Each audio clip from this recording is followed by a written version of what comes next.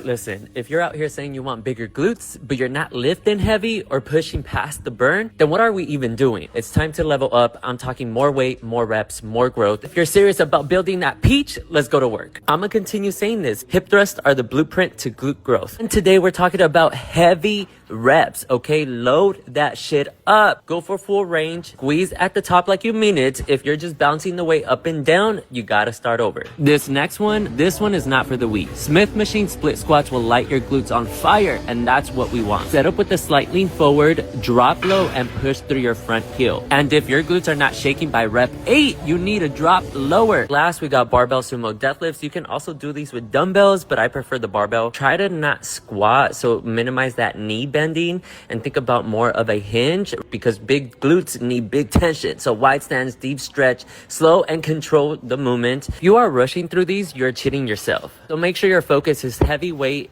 getting that full range, and no shortcuts. That's how we see growth. Until next time, bye.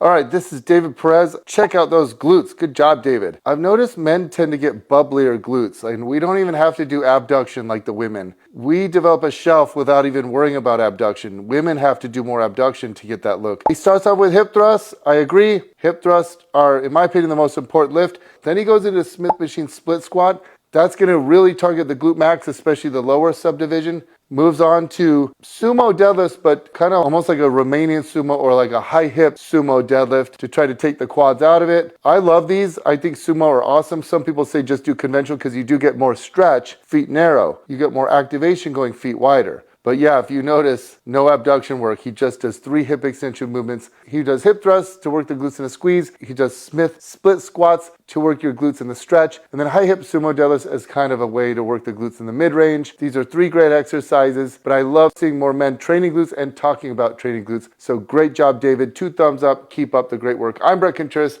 aka The Glute Guy.